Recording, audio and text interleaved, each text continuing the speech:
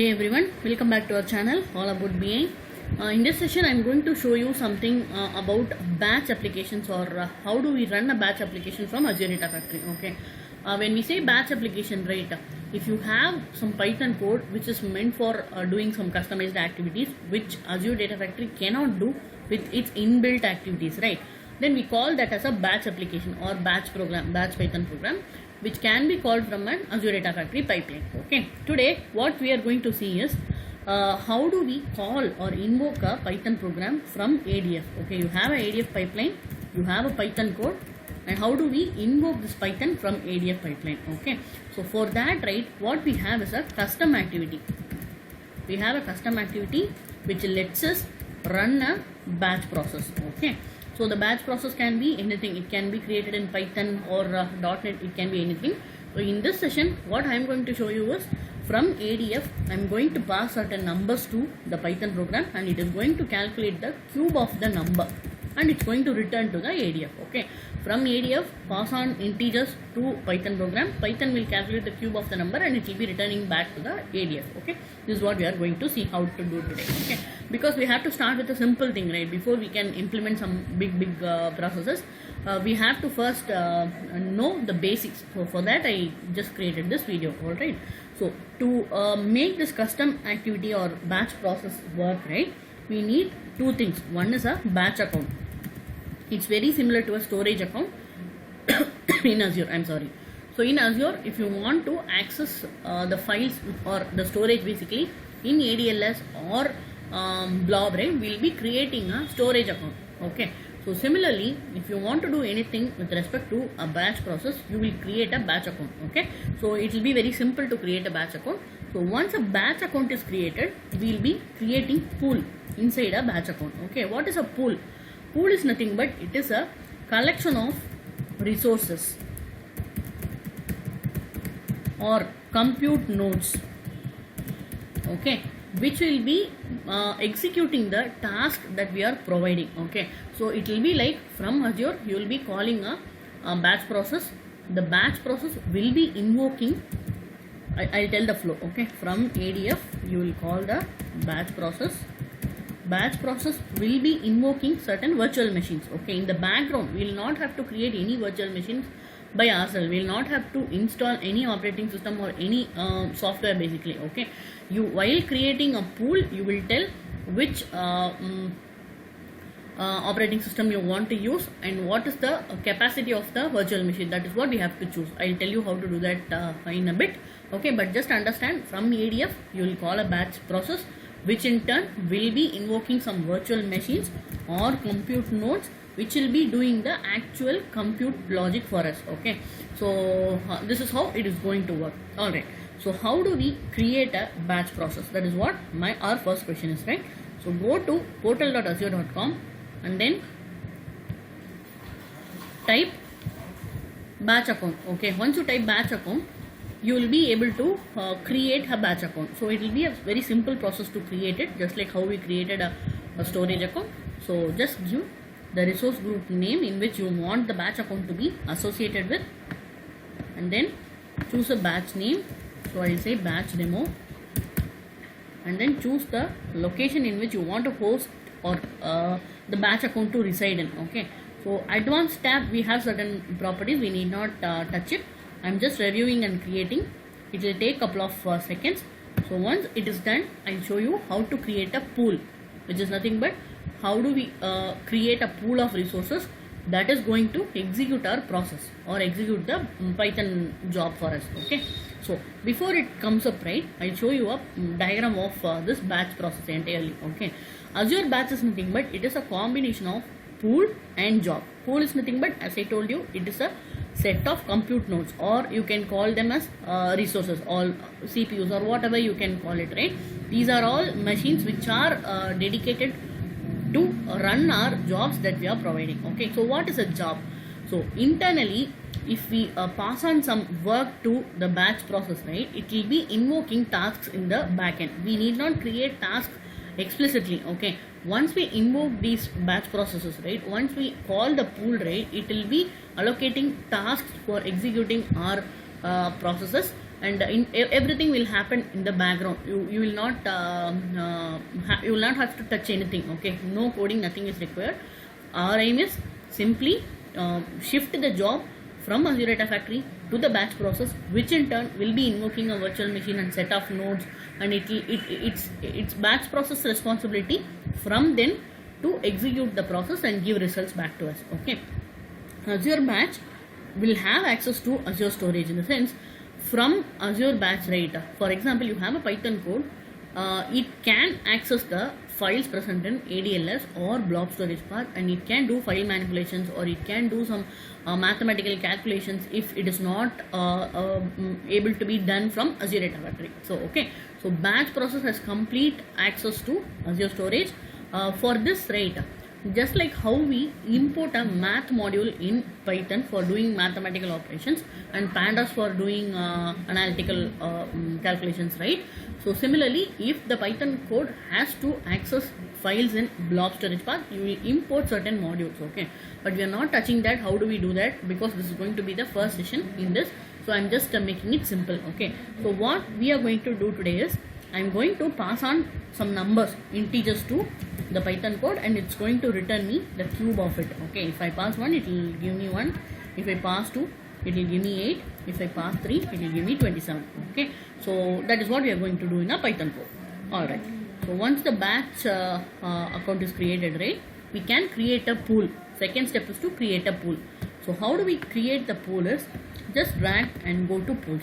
Pool is nothing but, as I told you, pool of resources, and we have to decide how many nodes we have to use, or how much is the size of CPUs we have to use, and all we have to decide. Okay, click on add. So give a pool ID. I'll say demo pool, and display name also the same, and then marketplace. I don't know much about this image type. There is a big concept behind it, but I don't want to touch it now. Okay, so I'm leaving it as such, marketplace, and then I'm choosing Microsoft Windows Server.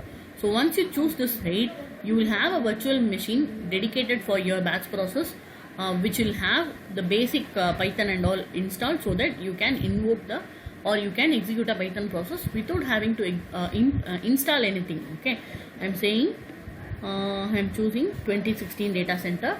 So if you want to know more about it, please Google, because I'm also exploring on the same. Okay, so coming down, and here is the node size. This is very important. This is what determines how much money is involved in this batch process. Okay, so they have lots and lots of sizes basically. So you take out some time to explore the available sizes. Okay, so based on the size you choose, right, for example, if you choose this, you will be given 64 CPUs with the 512 GB memory.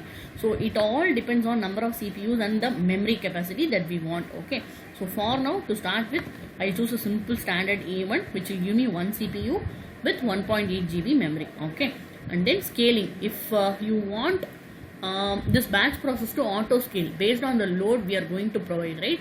If you have a compute intensive process in hand, you have a very logical or complex logical operation to be solved, which will take up more resources, right? Then we can ask the batch process to auto scale. Okay, we need not determine how many nodes would be required to implement the processing intensive application. Okay, you just leave it to the batch process itself.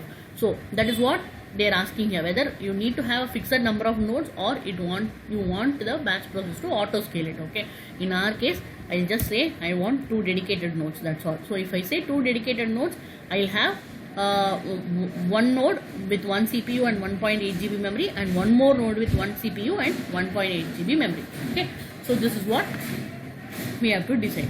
Alright, start task is nothing but, see, before the virtual machines are invoked, right, if you want to import some libraries, for example, if you want to import pandas before you execute your Python file, right, you can do so in the start task. Okay, but right now, since it's being a very introductory session, right, I'm not going to touch it. I'm leaving it disabled. Okay, so rest of the things I'm not going to touch it. I'm going to leave it as such and say okay. So once this is done, right, your pool will be created here with 2 nodes. Okay, each with 1 CPU and 1.8 GB memory. Alright, so what it says currently is the allocation state is resizing, in the sense it is upscaling from 0 nodes to 2 nodes. So once these 2 nodes come up, right, we can pass on, or so once it comes up and once it's becoming ready, right, we can pass on the job from Azure Data Factory and we can make the nodes work actually. Okay, that's what it means. So let's wait for it to become a steady state. So once the nodes are up and running, we'll see state like steady here. Okay, so let's refresh and wait for the state to become steady. Alright, so it's steady now. So current CPU use is 2 because we chose one CPU for each node. So if we have 2 nodes, there will be 2 CPUs. Okay, so coming back, pool is ready, everything is ready. So it's just our job is to use the pool from Azure Data Factory. Okay, so as I told you, I have set of numbers from an array. I have saved 1 2 3 4 5 in an array called values. Okay, and I am using a for each loop and I am reading these values. So for each number we have it in array, right? For example, 1 2 3 4 5, we are going to call a Python process. Okay, so for that I need a custom activity. Inside custom activity, I have to tell which is my link service, batch link service. So we'll just have to give the link service for the Azure batch account we created. So I'll click on new and I'll say link service batch demo, and then the account name is nothing but the batch account name, batch demo. That is what we created, right? Batch demo. So I'm giving that. Access key is nothing but go to the batch account, come down to keys, wherein you will have primary access key, secondary access key. So I'm just copying the primary key and then going back and giving it. Okay, and batch URL, again go to the same place and copy the batch URL from the second option. Okay, coming back, give the batch URL. Pool name is demo pool, right? So what we created, I'm giving the same. Link service name, so which storage link service we want to associate with this particular batch account. That is what it is asking, whether data lake or blob, whichever you want to associate with. So I'm just choosing and testing the connection. Once it is successful, click on create. So once we have given the link service, right, then we just have to choose the details of the Python file in which our code is sitting. Okay, so command write. See, in our case, we want to pass on the numbers which are present in array one by one. Okay, we have 1 2 3 4 5. We want to pass on each number to the Python file, right? So I'm just editing it. Go to settings of custom. So here in command write, we'll have to do. Normally, how we will call a Python file is Python file name .py, right? And if you have any arguments, you will pass it one by one. Okay, in our case we have to make it dynamic. So what I'm doing is I'm concatenating this with the value that our for each loop brings. Okay, because for each loop has the numbers one by one. So this will pass values one by one from Azure Data Factory to Python file, which is cube.python. Okay, I'm just saying finish, and then link service again, where our Python file resides, there is where we have to choose. Okay, in my case I have it in my ADL. Okay, so demo container of Azure data lake. If you see here, right, ADL is my storage account. I have created a storage account for ADL. Inside that I have demo container, and inside that I have input folder. Inside that I have my cube.python. Okay, this is what we have to refer from our Azure Data Factory. So here, that's why I have chosen Azure Data Lake, and then the folder path is nothing but demo container. Inside that I have it in input folder. So I will just choose the folder name here, where our Python file is residing. Okay, I am just choosing that.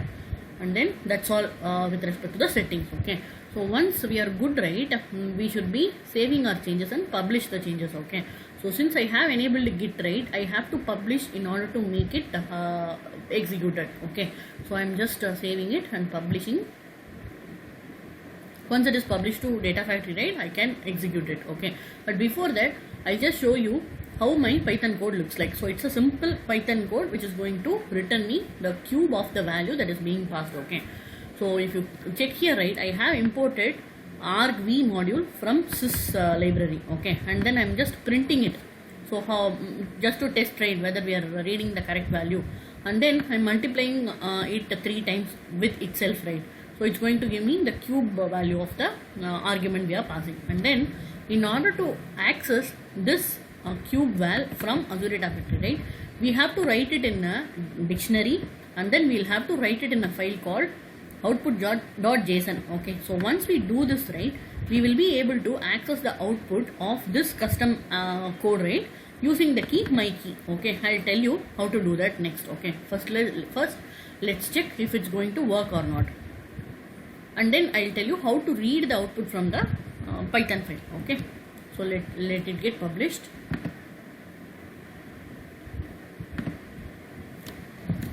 Publishing is done. I'm just executing the code. So the pipeline has executed now. So if you see, right, we had 5 values in the array, in the variable 1 2 3 4 5. So the for each loop has executed 5 times, sending one number in each iteration. For example, if you see the custom input, right, it will say Python cube.py 1 first time, second time it will be sharing 2. So like that, in this time this has shared 4, this time it has shared 2. So in each iteration, right, it will be picking up one number from the array. Okay, and it will be calling the Python code. Okay, so how do we verify the execution actually, whether it has succeeded or not? Because if it fails, right, you will not get to see the proper error here. It will be logged somewhere else. Okay, for example, this is my batch which I created this morning for some testing, right? So I have had lots of runs here. So if you want to see the execution results of those runs, right, go to the batch account, go to jobs, and choose the pool name that you have created. You will be able to see all the executions basically. See here, from yesterday I have run this, I have executed in this pool lots of time. So all the execution status will be available here. Whenever you are seeing failure exit code, it means that the process has completed but with failure. Okay, if you want to check why it has failed, just click on it. You will be able to see 2 files inside each pool. One is standard error.txt, standard output.txt. Okay, output will be coming when there is no error, or sometimes you have 10 lines in your Python code and up to 5 lines it has executed properly, and you have some print statement there, right? So up to 5 lines, if you have print statement, it will be printing in the standard output.txt. Okay, after 5th line, if it fails, right, the error information will be available in the standard error. So if you click on that and have a look, right, it will be showing what error, which line caused the error actually. So in for example, I had run a Python code called sum.py, and then I have missed a parenthesis. Okay, print statement needs a parenthesis, so it says invalid syntax. Like that, you can verify the execution status of all the executions that we have triggered from the data factory. Okay, I'll open a successful execution as well. So if you see here, there is 0 byte in error, and we have some output in the text file. Okay, so this is how we will be looking at we will be analyzing the issues or the execution status of the batch processes which we have triggered from the data factory. Okay, so how do we access the value basically? So for that, right, what we'll have to do is, in our Python code, right, what we have done is we have assigned the output value to the my key dictionary value. Okay, so how do we access it? It's quite simple. You will go to data factory, and then if you want to access, by mistake I have refreshed, so it will be very simple. Normally, if you want to capture the output of the previous activity, what we will be doing is the activity name dot output, right? So here we have to add one more thing called custom output, and then followed by my key, which you have assigned in the portal. Okay, portal.azure.com. in the Python script, you have assigned your value to my key variable, or my key of the dictionary. Okay, so you can access the output by using this particular key, which is my key. Okay, so your syntax should be activity name dot output dot custom output dot my key. Okay, I'll try to tell it quickly if it comes up. Otherwise, you can try and let me know in case you have any issues, right? For instance, from my custom output, I'm just reading the value like this. You can try it out at your leisure and let me know if it works. Okay, I'll create one more variable to read the output from Python. Okay, I'll say this output and I'll delete this. So inside for each loop, I'm going to set the output in my output variable from the custom activity. Okay, so for that, just use this output dot custom output dot my key. That's all. It's going to give you the value that is written by the Python. Okay, so let me know if it is going to help you or not. And if you like my videos and the content, you please subscribe to my channel and let your friends also know about this channel. And thanks a lot for watching. Keep supporting.